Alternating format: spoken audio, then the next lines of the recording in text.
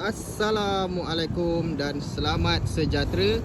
Hari ni kita nak iklan lagi sebiji BMW yang orang cakap kereta ni maintenance tinggi lah. Tak bang, yang ni model 316i original Sportline tahun 2013. Yang ni BMW F30. So kereta ni cc dia 1.6 saja, engine turbocharger. So kereta ni owner lama dia, owner Melayu. Kereta ni satu owner saja. Korang tengok bahagian belakang. Condition kereta ni sangat-sangat cantik. Lampu semua tak ada pecah. Bumper semua masih cantik.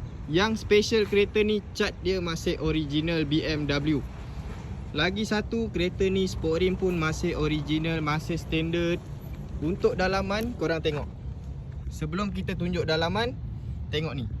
Ni ada logo BMW. So cermin dia semua masih original. Untuk dalaman kereta ni pun sangat-sangat cantik. Steering 3 batang, seat leather masih cantik, masih kemas, tak ada rosak. Dashboard tak ada pecah. Untuk bahagian depan, kita tunjuk sikit bahagian depan kereta ni memang cantik lagi. Nampak?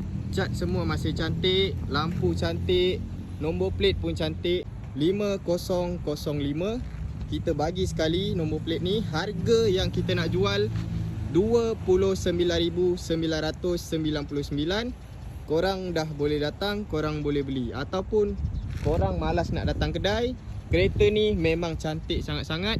Korang contact je saya akan bagi video luar dalam, gambar luar dalam. Kalau korang okey, terus payment. So itu saja. Contact nombor saya cepat, jangan lambat. Bye bye.